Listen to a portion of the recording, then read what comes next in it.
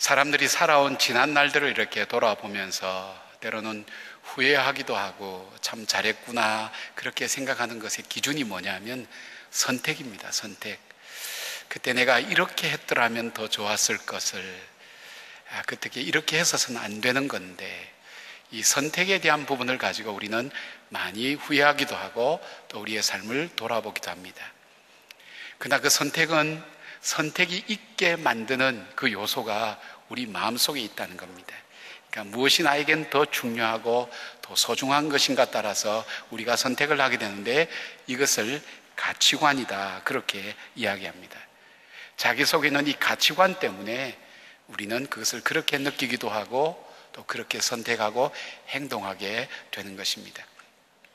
근데 문제는 우리가 살아오면서 경험한 것처럼 우리가 잘한다고 했지만 잘못된 선택을 한 경우도 참 많고, 잘못한다고 했지만 또 잘된 경우도 우리의 삶을 돌아보면서 우리가 잘한다고 결정하는 것이, 선택하는 것이 다 잘되는 결과가 나타나는 것만은 아니라는 것을 알게 됩니다. 그렇다면 우리가 지금까지 살아온 삶이 때로는 후회스럽고 잘했다고 하지만 앞으로의 삶도 잘할 거라는 보장도 없고 또 못했기 때문에 여전히 못할 거라는 것이 없다면 앞으로 남은 삶을 나는 어떻게 선택하며 살아야 될 것인가, 그것을 알아보려면 내 속에 무엇이 있는가, 그 가치관이 무엇인가를 우리가 찾아봐야 됩니다.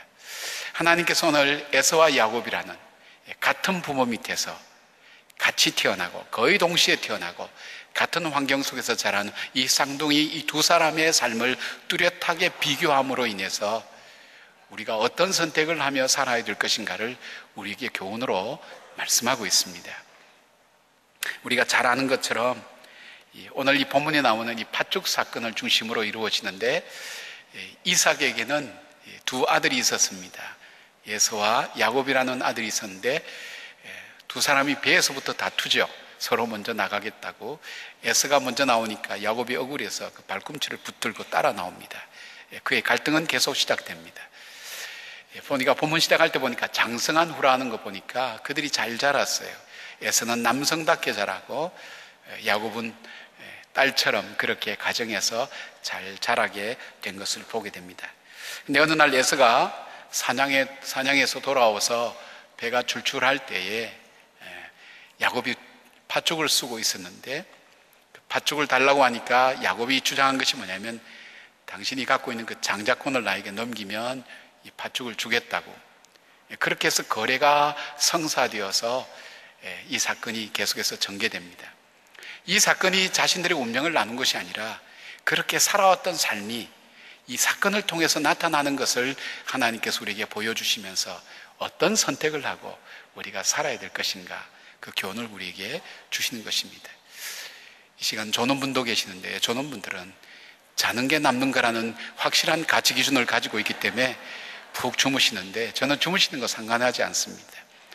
잠꼬대나 코를 골지 않으시면 전혀 상관치 않으니까 주의 집에서 편히 쉬는 일들이 있기를 바랍니다. 진짜 주무시면 안 되고요. 자, 첫 번째 주님께서 우리에게 말씀하신 건 뭐냐? 우리가 물질적인 것보다는 정신적이고 영적인 것을 선택하는 삶을 살아라는 것입니다. 31절에 야곱이 팥죽을 에서에게 주는 대신 에서가 가진 장자권을 자신에게 팔 것을 요구하죠. 보니까 야곱이 이르되 형의 장자의 명분은 오늘 내게 팔라, 그렇게 얘기합니다. 에서는 자기의 허기진 배를 움켜잡고 그 팥죽 한 그릇 얻기 위해서 자기의 장자권을 포기하고 맙니다. 사냥 갔다 온 에서는 몹시 허기졌습니다. 오늘 본문의 내용을 보면 에서가 정말 힘들만도 한 거예요. 피곤하다는 말이 많이 나옵니다.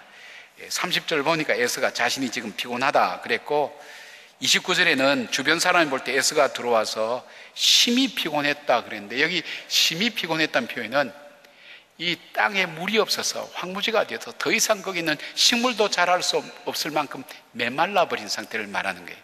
너무너무 힘들어서 탈진할 정도에 이를 정도로 에서가 배고프고 지쳐 있다는 것을 표현하고 있습니다. 또 에서는 자기가 표현하기를 32절 보니까 허기져서 내가 죽게 되었다. 그에게 있어서 가장 중요한 것은 지금 밥을 먹는 것, 죽을 먹는 것, 그것이 그에게서는 가장 시급한 일인 것은 틀림없습니다. 이 30절 본문을 히브리어 원어대로 표현하면 민, 하돔, 핫제. 그러면 이 한글 성경에는 이게 표시가 안 되지만 그 붉은 것, 쉽게 말하면 우리 한국말로 좀 표현이 죄송합니다. 먹을 것을 먹지 못해서 환장한 것처럼 그걸 바로 보고 어쩔 줄 모르는. 그래서 그 장자권을 팔아버립니다. 파축한 거라고 해요. 에서가 얼마나 자기에게 주어지는 이 육체의 비중의 우선순위를 두고 있는가 하는 것을 잘 보여주는 장면입니다. 성경은 이렇게 표현하거든요. 야곱이 떡과 팥죽을 에서에게 주매 에서가 먹으며 마시며 일어나 갔으니, 네 개의 동사로 에서가 어떤 사람인가 하는 것을 보여주는 거예요.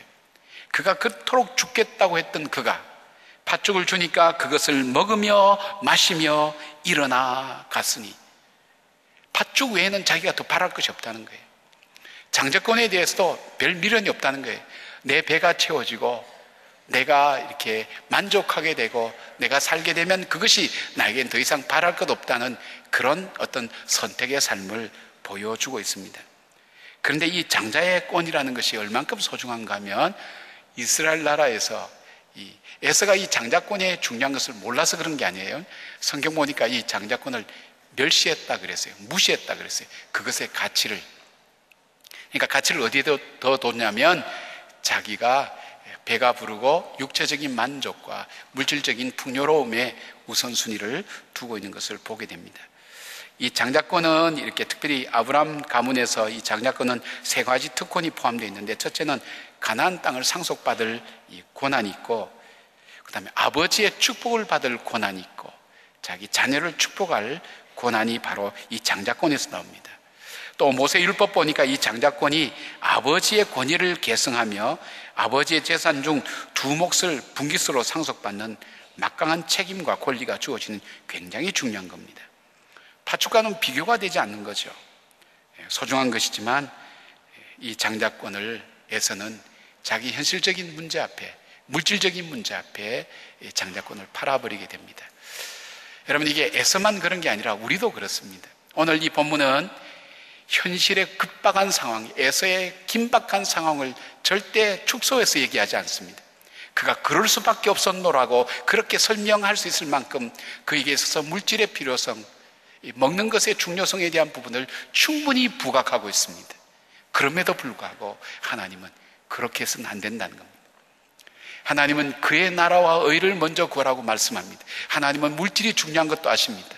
우리에게 정말 필요한 것이 있어야 되는 것을 압니다. 그것이 없으면 때로는 죽을 것 같은 느낌이 들 수밖에 없는 그런 상황, 긴박한 상황이 우리들 속에 주어진다 할지라도 우리가 놓지 말고 포기하지 말아야 될 것은 물질적인 것보다는 영적인 것이요 정신적인 것을 먼저 선택하라는 하나님의 메시지가 이 속에 담겨 있는 것을 보게 됩니다.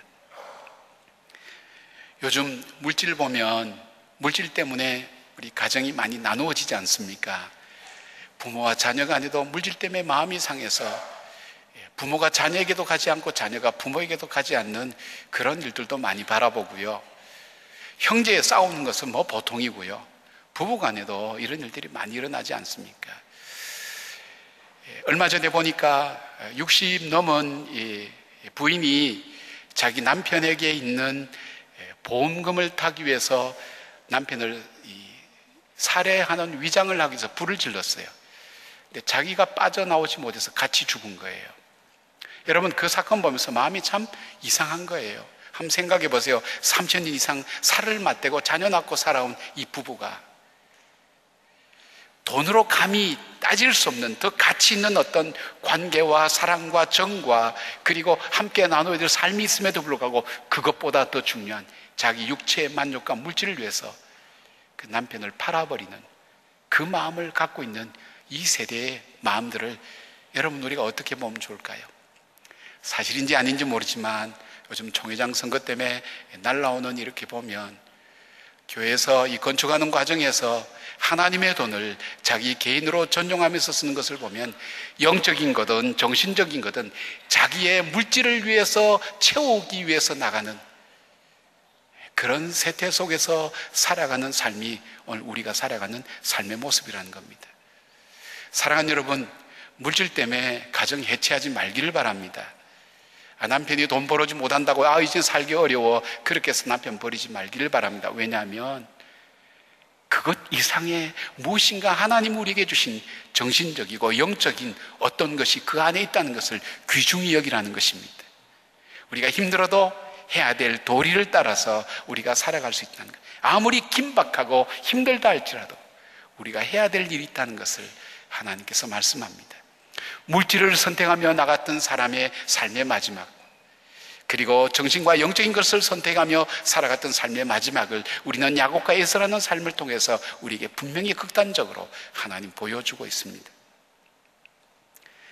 제가 예를 하나 더 들기 위해서 경향신문 2013년 9월 7일자 보도를 한번 봤는데, 이화여대 사회복지과 교수님 한 분이 2009년 기준으로 도박으로 우리에게 들어가는 돈이 얼마인가 이렇게 살펴봤어요. 그 돈이 얼마인가 하면 사회 경제적 비용이 무려 78조 원이에요. 78조 원. 국내 총 생산의 7.3%에 해당되는 거예요. 도박으로.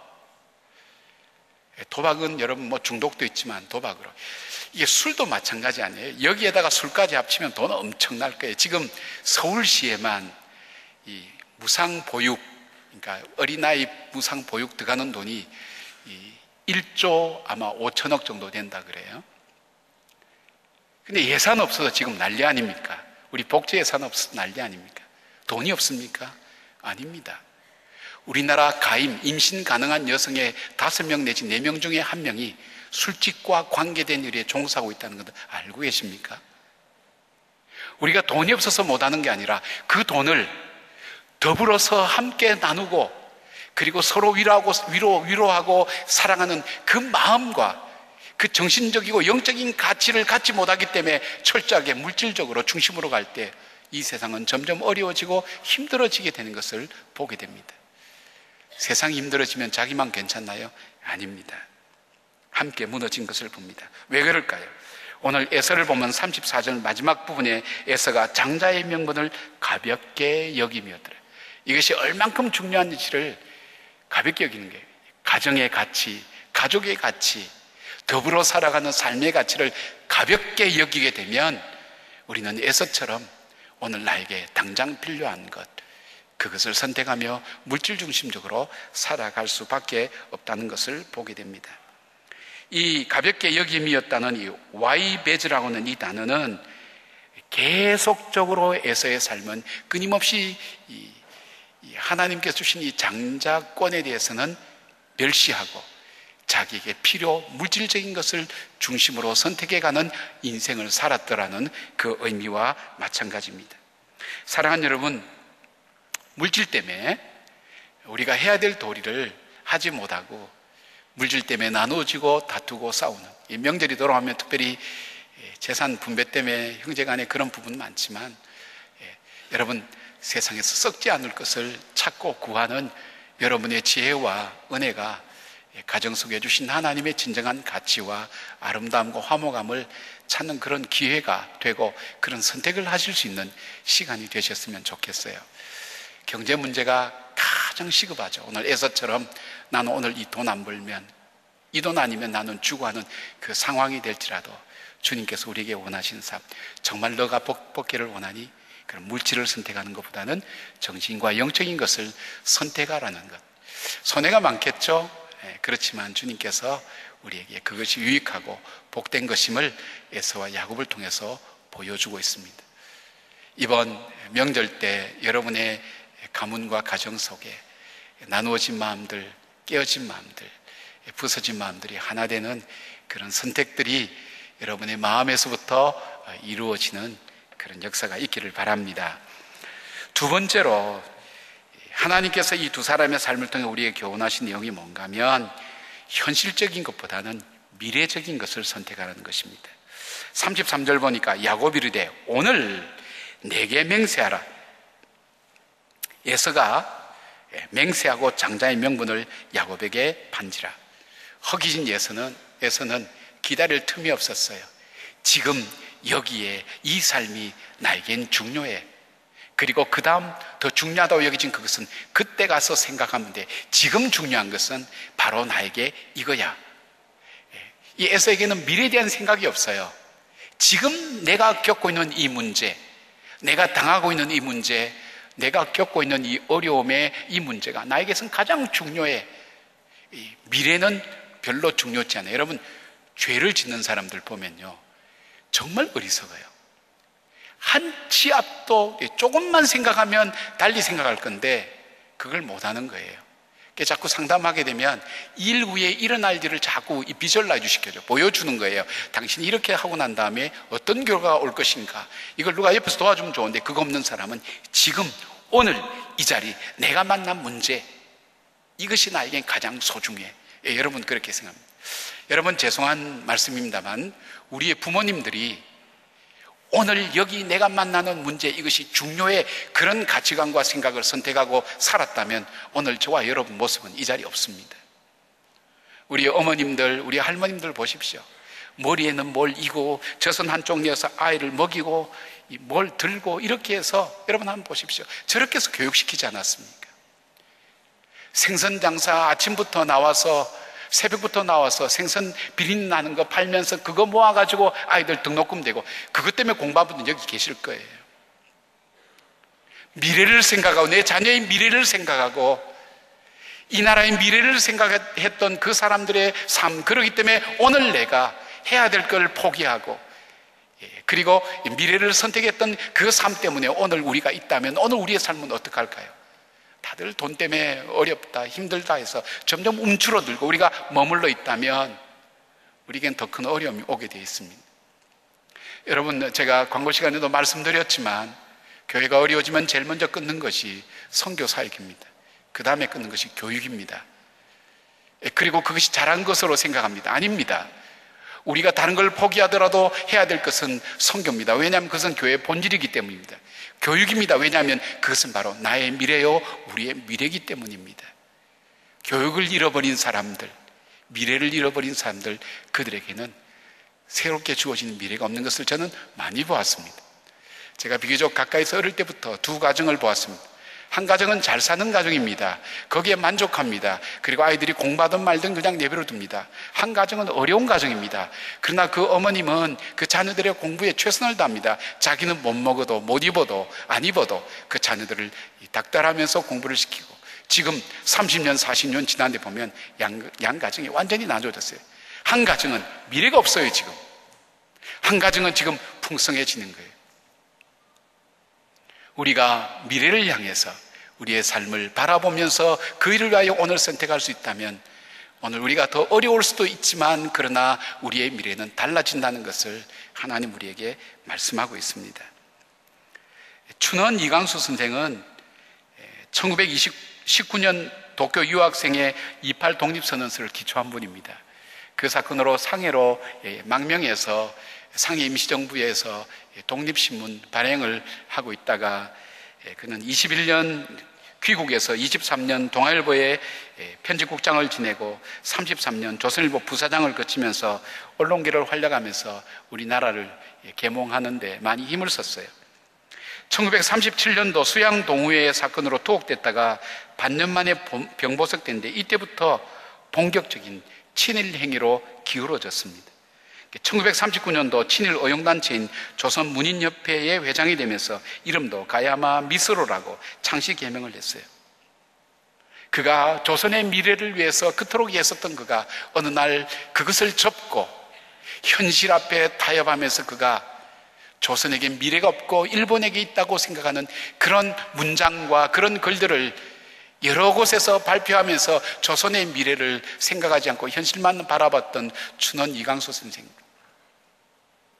참 안타깝죠. 그는 조선의 미래를 버린 것이 아니라 자신의 미래를 버렸어요. 현실 때문에 미래를 파는 사람이라고도 그렇게 볼 수 있어요. 그러나 반면에 같은 환경 속에서 있던 한서 남공학 선생이 있습니다. 이분은 조선 말에 교육학자로 1910년에 한일합방 될 때 그는 배제학당에 들어가서 오히려 역사와 한글을 더 열심히 가르쳤어요. 그가 예수 그리스도를 영접하고 난 다음에 그가 정말로 날마다 뜨겁게 이 나라의 미래를 위해서 기도했다고 하는 거예요. 그가 현실적으로 자기가 하는 모든 일이 여러 가지 묶임을 당하고 활동할 수 없자 그가 1919년 9월에 자기 고향인 강원도 홍천 모곡으로 돌아와서 그가 한 일은 교회를 세우고 그리고 학교를 세웠습니다. 주일학교를 통해서 자라나는 아이들 속에 이 좌절과 절망의 암울한 현실을 알 것이 아니라 그들 속에 미래를 심어준 거예요. 하나님 말씀으로.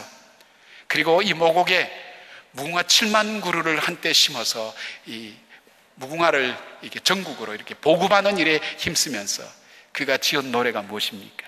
삼천리 반도 금수강산, 하나님 주신 동산. 한국은 아니야, 조선은 망했어, 조선은 가치 없는 곳이야, 그런 이 의식을 계속 놓던 그에게 그 짙은 어둠을 뚫고 삼천리 반도 금수강산, 하나님 주신 동산, 이 동산에 할 일 많아 사방의 일꾼을 불어내 일하러 가세 일하러 가래. 좌절했던 젊은이 가슴속에 불을 지른 거예요. 낙심했던 이 조선 백성들 마음속에 아니야, 우리에게 미래가 있다, 그 미래를 바라보면서 아이들을 가르치고 미래를 위해서 살았어요. 현실적으로 그분들이 살 수 있는 게 뭘까요? 박해와 고난과 고문밖에 없었어요. 결국 그는 고문 후유증으로 죽었어요. 그가 죽으면서도 나무 밑에 나를 묻어달라고, 열매 맺는 거름이 되고 싶다고. 요즘은 쉽지만 그 당시에는 그런 사고 자체가 굉장히 급진적인 생각이었어요. 있을 수 없는 생각이었어요. 철저하게 미래를 위해서 살고 싶다고. 남강 이승훈 선생은 자기의 사제를 들어서 오산학교를 세워서 이 나라가 정말 필요한 것은 경제와 다른 것도 아니라 그보다 더 중요한 것이 있다면 인물이다. 그 인물을 길러야 한국에 미래가 있다, 조선의 미래가 있다.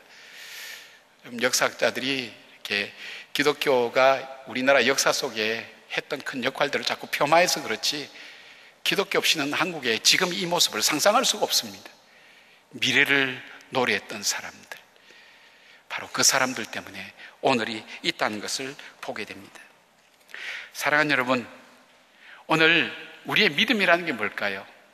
하나님께서 우리에게 이루어 주실 것을 바라보고 오늘 삶을 오늘에 초점 맞추는 게 아니라 이루어 주실 그 하나님의 미래에 초점 맞추고 오늘 삶을 살아가는 겁니다. 다른 사람 보면 이상하죠.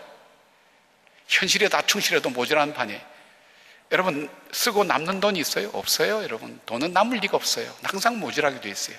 그럼에도 불구하고 그것을 미래를 위해서 투자하고 애쓰고 섬기고 하는 그 모습, 그 마음이 참 중요하죠. 그 마음이 만들어내는 삶. 여러분, 좀 다른 교회 가보시면 참 이건 죄송한 표현입니다만 청년들이 없어요. 제게 어떤 장로님이 우리 교회는 아이 우는 울음소리 들어본 지 오래됐습니다 하면서 눈물이 글썽글썽 하신 거예요. 여러분, 우리 교회만 나오니까 청년들이 많으니까 당연히 한국 교회가 다 그런 것 같은데 그렇지 않습니다. 우리 먼저 살았던 어른들이 모판이 되어서 미래를 노래하고 미래를 열어주어야 이 젊은이들 속에 미래가 있는 거예요. 근데 아니야, 나만 내가 가진 권위와 내가 가진 기득권과 이것만 붙들고 있고 정말 걸음이 돼야 될 때 걸음이 못 되면 이들 속에 무슨 미래가 있겠어요? 하나님께서 이 청년들을 왜 우리 교회라고 이렇게 맡겨두셨겠어요? 바로 이게 우리에게 주신 사명이라고 저는 생각해요. 우리 자녀들을 위해서.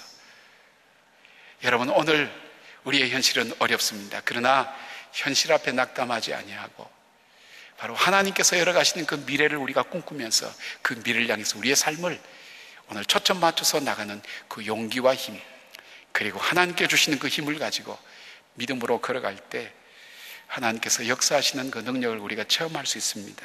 히브리서는 모세에 대해서 이렇게 평가하고 있습니다.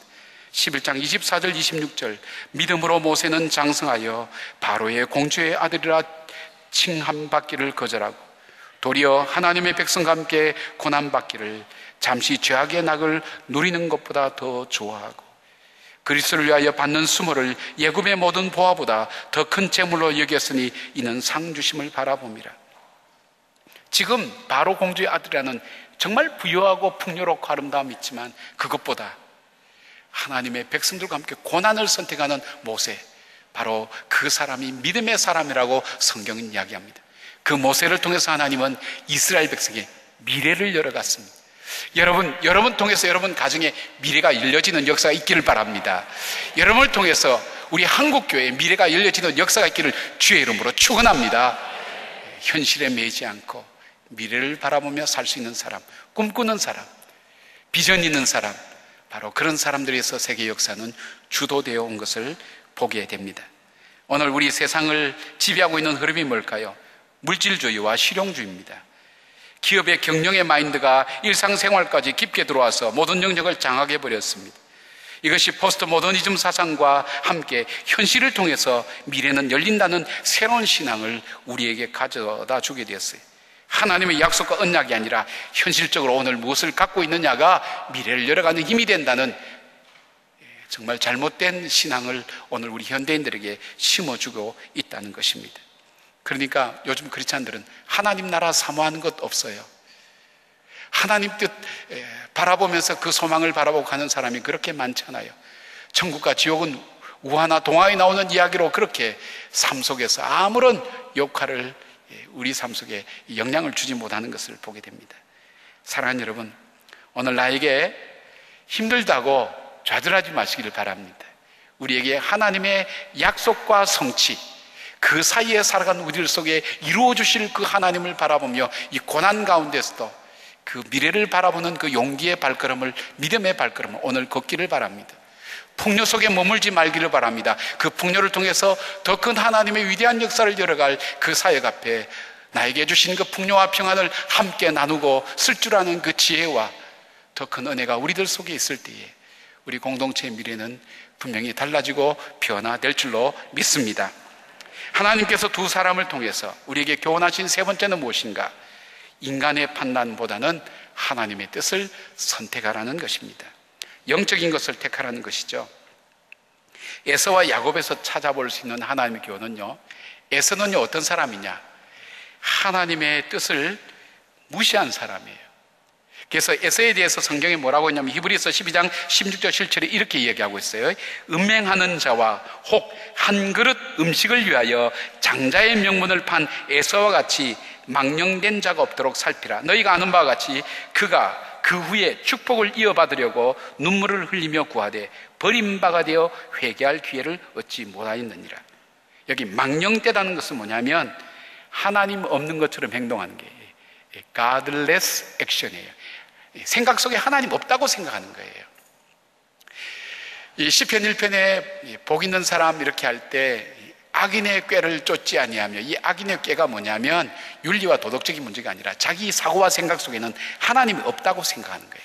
자기 마음대로 살아가는 거예요. 에서의 삶이 바로 그런 삶이었다는 거예요. 내 삶 속에는 하나님 없어. 심판도 없고 하나님 보지도 않아. 겁을 안 내는 거예요.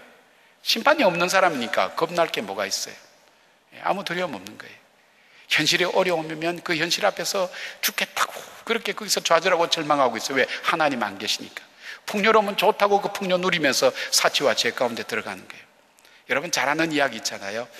말틴 루터가 종교회개 하다가 너무 힘들고 좌절되니까 그가 방바닥에 이렇게 누워있으니까 그 아내가 상복을 입고 계속 우는 거예요.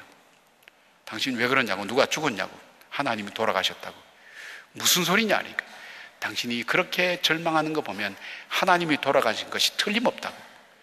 버쩍 말틴 루터가 정신이 들었다는 게, 아니야, 하나님은 살아계시단 말이야. 하나님은 살아계셔. 그리고 벌떡 일어나서 종교개혁을 계속 이어갈 수 있었습니다. 여러분 낙심하지 마십시오. 하나님은 살아계시고 하나님이 살아계신 것을 믿는 믿음으로 하는 사람과 하나님이 없는 것처럼 살아가는 사람의 삶의 선택은 달라요. 예서는 그렇게 살았어요. 하나님이 없는 것처럼 사는 삶은 어떤 결실이죠? 바람에 나는 겨와 같다. 아무리 많은 거 쌓아놔도 바람 한번 불면 싹 어느 순간, 시골에 농사 지은 분은 아실 거예요. 한순간에 날아가 버리는 거예요. 남아있는 게 없어요. 굉장한 건 이룬 것 같은데 아무것도 없습니다. 에서가 뒤늦게 깨달았죠. 성경은 뭐라고 얘기합니까? 그가 깨달아도 회개할 기회를 얻지 못했다. 회개는 아무나 하는 거 아닙니다. 하나님이 주셔야 회개하는 겁니다. 그 기회도 에서는 찾지 못했다는 겁니다.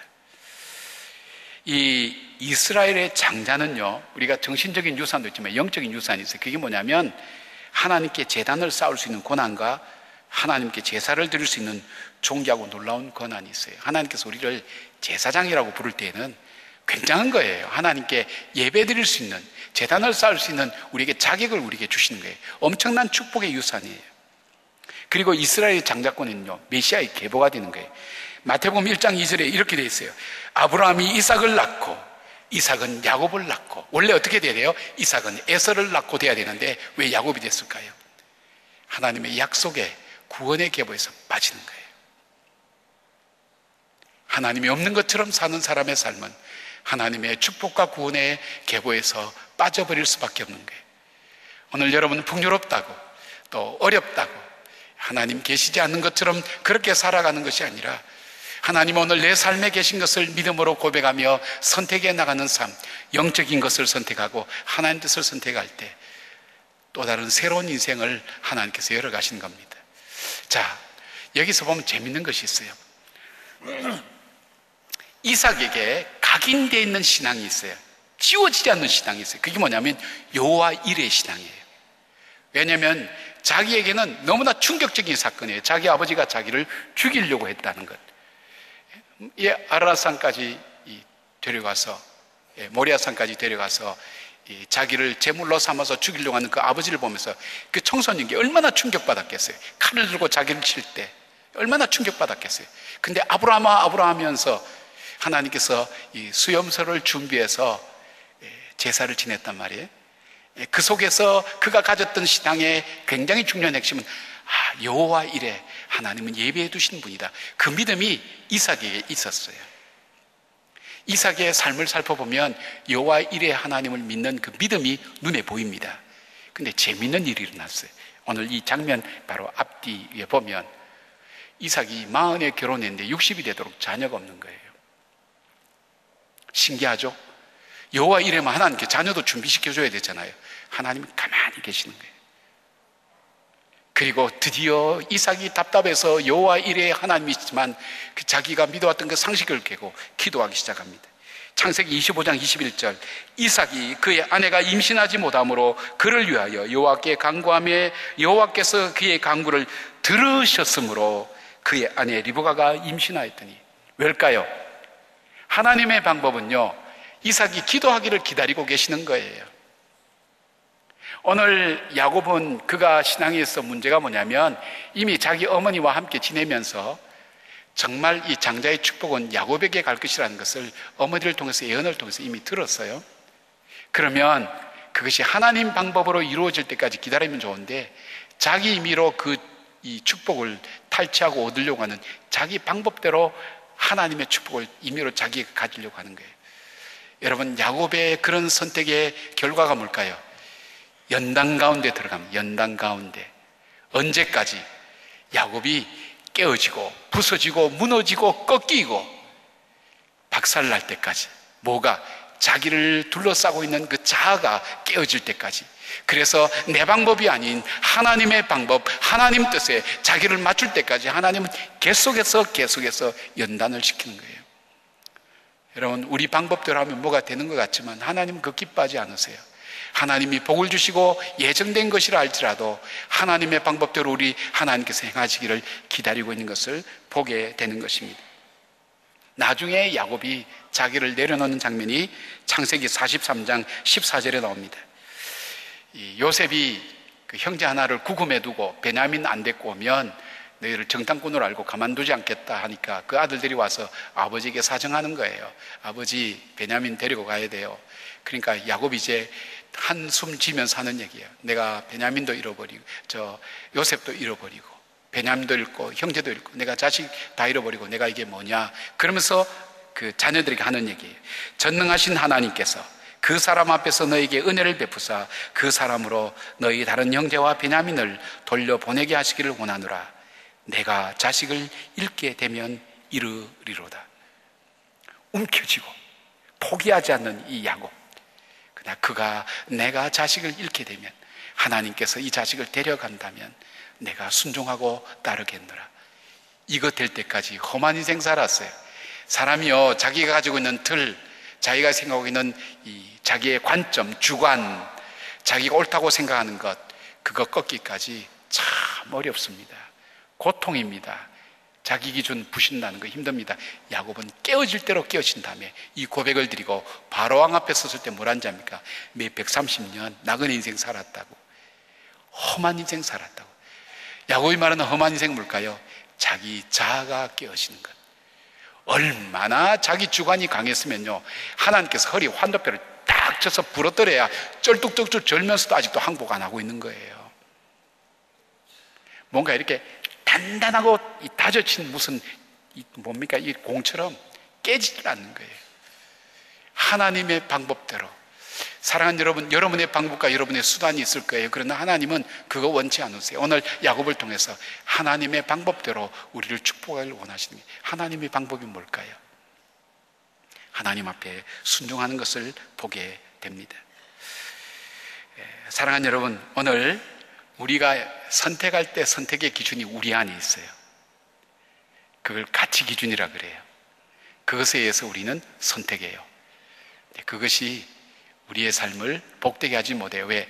전적으로 타락한 우리의 부패한 심정은 우리가 아무리 논리적이고 현명하고 해박하다 할지라도 그 근원 속이 부패했기 때문에 우리의 선택은 결국 사망으로 갈 수밖에 없어요. 그래서 하나님께서 오늘 하나님 말씀을 내 인생의 기준으로 삼기를 주님은 원하고 있어요. 그것을 통해서, 에서와 야곱을 통해서 보여주고 계시는 것입니다. 오래전 이탈리아의 북아프리카 출신의 한 청년이 살았습니다. 그는 어린 시절에 믿던 기독교 신앙을 떠나서 이단과 방탕한 생활을 하게 됐습니다. 그러나 시간이 흐를수록 행복을 위해서 선택했지만 행복하지 못한 자기 자신을 발견하고 괴로워하면서 허무하고 공허한 마음속에 살고 있었어요. 괴로웠어요. 내가 행복을 위해서 선택했지만 그가 방탕하며 자녀도 낳고 이단에 빠지기도 하고 자기가 만족할 만한 이론에 심취하게 됐지만 자기 마음속은 행복과는 점점 멀어지는 공허함과 외로움과 두려움이 자기 마음을 엄습하는 그 갈등 가운데 있을 때 밖에서 아이들이 부르는 노래 가운데 이런 가사가 들렸어요. 톨레레게 톨레레게. 이거는 펴서 읽어보아라, 펴서 읽어보아라. 그 얘기가 귀를 뚫고 가슴을 때렸어요. 순간 오랫동안 바라보지 않았던 구석에 있는 성경책으로 그의 시선이 갔어요. 먼지가 쌓인 성경책. 그것을 들어서 그가 성경책을 펴서 보는 바로 그것이 로마서 13장 12절 이하의 말씀이었어요. 밤이 깊고 낮이 가까웠으니 그러므로 우리가 어둠의 일을 벗고 빛의 갑옷을 입자. 낮에와 같이 단정히 행하고 방탕하거나 술 취하지 말며 음란하거나 호색하지 말며 다투거나 시기하지 말고 오직 주 예수 그리스도로 옷 입고 정욕을 위하여 육신의 일을 도모하지 말라.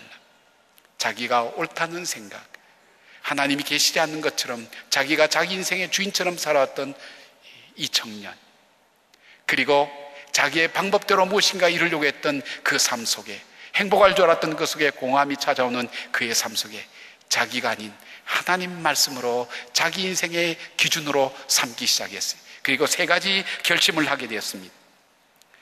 거룩한 하나님 말씀을 붙들자. 두 번째, 세상과 구별된 삶을 살자. 세 번째, 기도에 무릎을 꿇자. 이렇게 결심하는 순간 기독교 역사상 가장 귀한 영향력을 끼치는 성 어거스틴이 바로 탄생하는 순간이었습니다. 그는 더 이상 옛사람이 아니었습니다. 사랑하는 여러분, 우리 인생은 선택으로 이어집니다. 여러분이 오늘도 보이지 않게, 의식하지 않지만 선택 가운데 우리의 인생은 이루어집니다. 그 선택이 무엇으로 선택되어질까 하는 것은 이미 우리 마음속에 있어요. 내가 옳고 생각하는 것이 다 있어요. 내가 좋아하고 기뻐하는 것 다 있어요. 그러나 이것이 진정 하나님 원하시는 삶을 만들지 못한다면 오늘 우리 주님은 주의 말씀을 내 인생의 기준으로 삼아서 그것을 선택해 나갈 때에 하나님께서 그 인생을 열어서 펼쳐가시는 것을 우리에게 약속하고 있는 것입니다. 고난 중에 있습니까? 절망 중에 있습니까? 주의 말씀을 내 인생의 기준으로 채택하십시오. 고난이 주는 그 마음의 가치를 따라 선택하지 마십시오. 그것은 필경 여러분을 사망의 길로 인도할 것입니다. 풍요롭습니까? 성공하셨습니까? 그래서 그것이 주는 기준을 여러분의 기준으로 삼기를 원하십니까? 그렇게 길게 가지 않을 것입니다. 가장 성공한 것이 어쩌면 가장 무너짐의 요소가 될 수도 있습니다. 그러기에 계속 우리의 하나님 주신 그 축복이 성공과 성취감이 진정으로 이루어지길 원한다면 주의 말씀을 내 인생의 기준으로 삼고 말씀을 따라 선택하는 그 인생을 살 때 바로 야곱처럼 복된 인생으로 인생을 분명히 하나님께서 만들어 가실 것입니다. 하나님을 경험한 시편 기자의 고백을 끝으로 말씀을 맺으려고 합니다. 귀인들을 의지하지 말며 도울 힘이 없는 인생도 의지하지 말지니 그의 호흡이 끊어지면 흙으로 돌아가서 그날에 그의 생각이 소멸하리로다. 이것은 자기 자신도 여기에 포함되는 거예요. 귀인들을 의지하지 말라는, 내가 내 자신도 의지하지 말라는 거예요. 야곱의 하나님을 자기의 도움으로 삼으며 여호와 자기 하나님에게 자기의 소망을 두는 자는 복이 있도다. 하나님의 말씀입니다. 기도하겠습니다. 사랑하는 하나님, 오늘이 선택의 결과로 오늘 여기까지 오게 되었다면 오늘의 선택은 우리의 미래를 만들어가는 것을 저희들이 들어서 잘 압니다. 최선의 선택이 가장 큰 아픔과 어려움을 겪었던 일들을 우리는 알고 있습니다. 그러기에 때로는 삶 속에서 어떻게 살아야 될지 알지 못하고 현실 속에 충실하게 살아가는 삶으로 바뀌어진 우리 모습은 없습니까? 하나님의 진리의 말씀, 나를 사랑하신 주님의 그 진리의 말씀을 내 인생의 기준으로 삼고 그 기준에 의해서 하나님의 선택에 가는 주님의 백성 될 때에 아버지 역사를 이루며 야곱처럼 그 노년이 갈수록 그 삶이 더욱더 복된 인생으로 변화되고 새로워지는 그 축복들이 우리 성도들의 축복이 되게 하시고 또 이분들을 통해서 한국교회와 한국민족이 복을 받는 놀라운 축복의 길을 선택해 갈 수 있도록 주여 도와주시옵소서. 세상의 많은 음성 듣기 전에 세상의 많은 말, 내 내면 속에 떠오르는 수많은 말들보다 주의 음성을 더 소중히 여기고 귀하게 들을 수 있는 믿음을 우리에게 허락하여 주시옵소서. 예수님의 이름으로 기도드리옵나이다. 아멘.